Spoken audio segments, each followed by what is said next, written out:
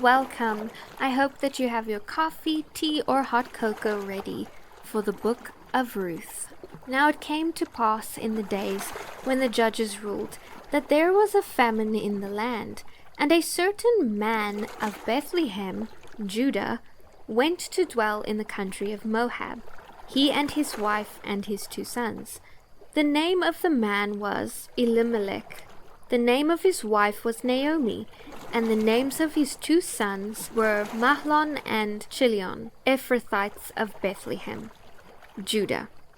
And they went to the country of Moab and remained there. Then Elimelech, Naomi's husband, died, and she was left, and her 2 sons. Now they took wives of the women of Moab. The name of the one was Orpah, and the name of the other was Ruth. And they dwelt there about 10 years. Then both Mahlon and Chilion also died. So the woman survived her 2 sons and her husband. Then she arose with her daughters-in-law, that she might return from the country of Moab, for she had heard in the country of Moab that the Lord had visited his people by giving them bread. Therefore she went out from the place where she was, and her 2 daughter-in-laws with her. And they went on the way to return to the land of Judah. And Naomi said to her 2 daughters-in-law, Go return each to her mother's house. The Lord deal kindly with you, as you have dealt with the dead and with me. The Lord grant that you may find rest each in the house of your husband. So she kissed them, and they lifted up their voices and wept. And they said to her, Surely we will return with you to your people. But Naomi said, Turn back, my daughters. Why will you go with me? Are there still sons in my womb, that they may be your husbands? Turn back, my daughters. Go, for I am too old to have a husband.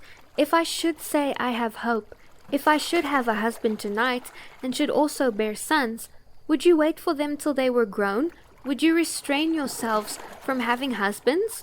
No, my daughters, for it grieves me very much for your sake that the hand of the Lord has gone out against me. Then they lifted up their voices and wept. Orpah kissed her mother-in-law, but Ruth clung to her, and she said, Look, your sister-in-law has gone back to her people and to her gods. Return after your sister-in-law. But Ruth said, Entreat me to leave you, or to turn back from following after you. For wherever you go, I will go, and wherever you lodge, I will lodge. Your people shall be my people, and your God, my God. Where you die, I will die, and there will I be buried. The Lord do so to me, and more also, if anything but death parts you and me. When she saw that she was determined to go with her, she stopped speaking to her. Now the 2 of them went until they came to Bethlehem, and it happened, when they had come to Bethlehem, that all the city was excited because of them. And the woman said, Is this Naomi? But she said to them, Do not call me Naomi, call me Mara. For the Almighty has dealt very bitterly with me. I went out full, and the Lord has brought me home again empty. Why do you call me Naomi, since the Lord has testified against me, and the Almighty has afflicted me? So Naomi returned, and Ruth, the Moabitess, her daughter-in-law, with her, who returned from the country of Moab. Now they came to Bethlehem at the beginning of barley harvest. There was a relative of Naomi's husband, a man of great wealth of the family of Elimelech. His name was Boaz. So Ruth, the Moabitess, said to Naomi, Please, let me go to the field and glean heads of grain after him, in whose sight I may find favor. And she said to her, Go, my daughter. Then she left and went and gleaned in the field after the reapers, and she happened to come to the part of the field belonging to Boaz, who was of the family of Elimelech. Now behold, Boaz came from Bethlehem and said to the reapers, The Lord be with you. And they answered him, The Lord bless you. Then Boaz said to his servants who was in charge of the reapers, Whose young woman is this?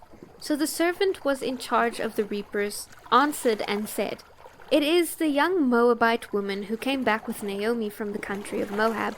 And she said, Please let me glean and gather after the reapers among the sheaves. So she came and has continued from morning until now, though she rested a little in the house. Then Boaz said to Ruth, "You will listen, my daughter, will you not? Do not go to glean in another field, nor go from here, but stay close by my young woman. Let your eyes be on the field which they reap, and go after them. Have I not commanded the young men not to touch you? And when you are thirsty, go to the vessels and drink from what the young men have drawn." So she fell on her face, bowed down to the ground, and said to him, "Why have I found favor in your eyes that you should take notice of me, since I am a foreigner?" And Boaz answered and said to her, "It has been fully reported to me all that you have done for your mother-in-law since the death of your husband, and how you have left your father and your mother and the land of your birth, and have come to a people whom you did not know before. The Lord repay your work, and a full reward be given you by the Lord God of Israel, under whose wings you have come for refuge." Then she said, "Let me find favor in your sight, my lord, for you have comforted me and have spoken kindly to your maidservant, though I am not like one of your maidservants." Now Boaz said to her at mealtime, "Come here and eat of the bread, and dip your piece of bread in the vinegar." So she sat beside the reapers, and he passed parched grain to her. And she ate and was satisfied, and kept some back. And when she rose up to glean, Boaz commanded his young men, saying, "Let her glean even among the sheaves, and do not reproach her. Also, let grain from the bundles fall purposely for her. Leave it that she may glean, and do not rebuke her." So she gleaned in the field until evening, and beat out what she had gleaned, and it was about an ephah of barley. Then she took it up and went into the city, and her mother-in-law saw what she had gleaned. So she brought out and gave to her what she had kept back after she had been satisfied. And her mother-in-law said to her, "Where have you gleaned today, and where did you work? Blessed be the one who took notice of you." So she told her mother-in-law with whom she had worked, and said, "The man's name with whom I worked today is Boaz." Then Naomi said to her daughter-in-law, "Blessed be he of the Lord, who has not forsaken his kindness to the living and the dead." And Naomi said to her, "This man is a relation of ours, one of our close relatives." Ruth the Moabitess said, "He also said to me, 'You shall stay close by my young men until they have finished all my harvest.'"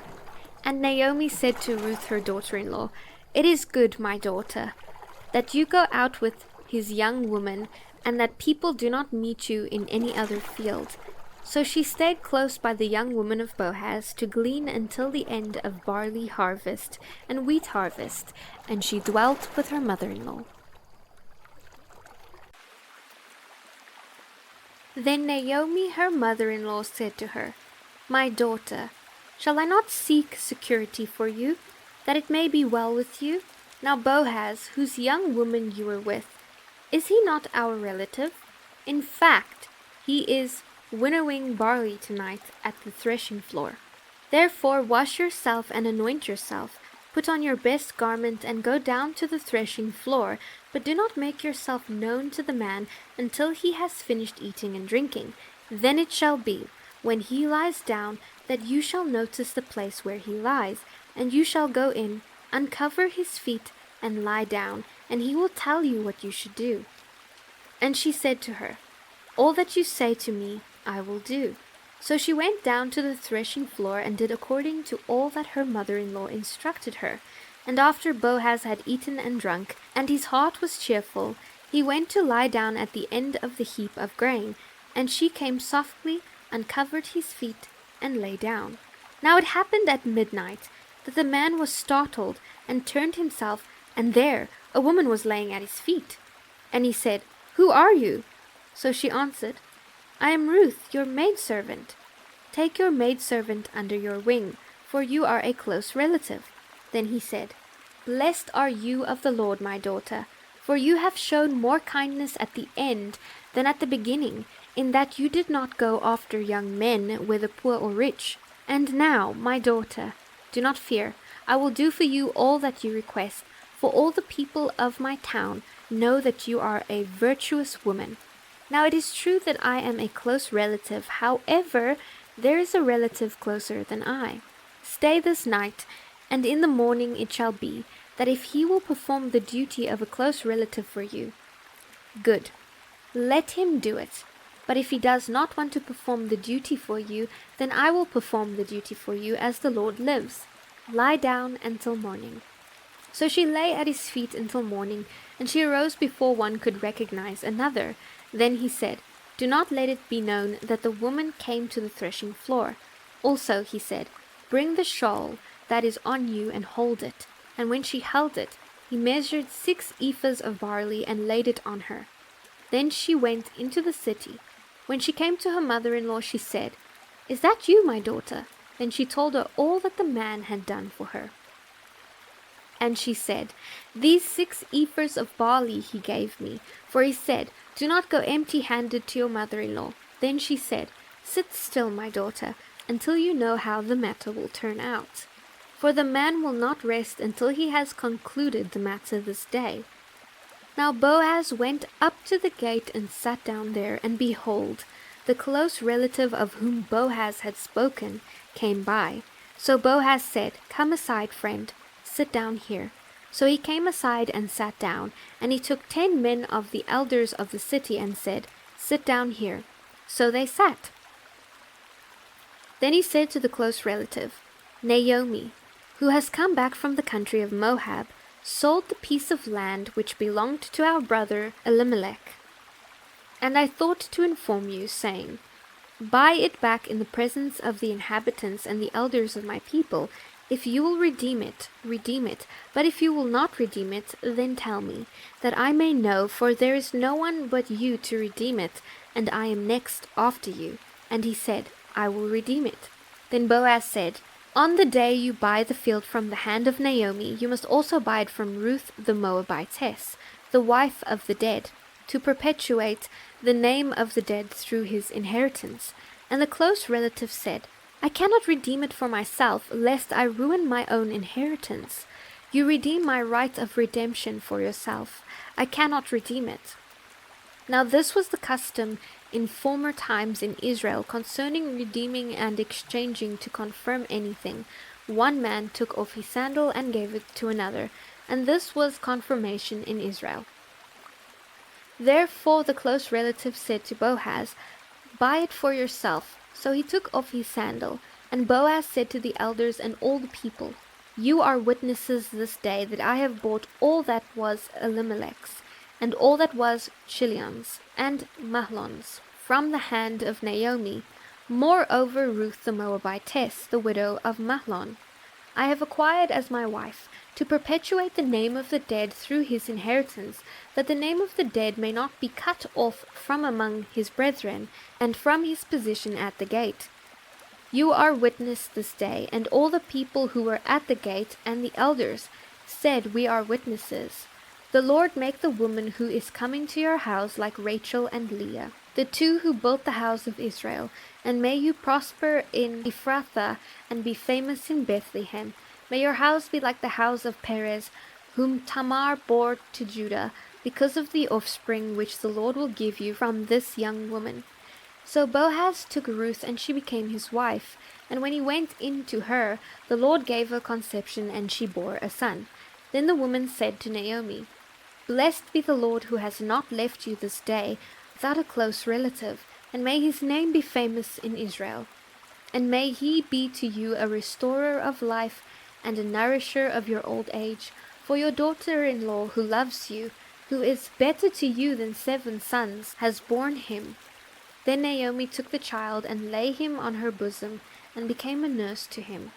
Also the neighbor woman gave him a name, saying, "There is a son born to Naomi."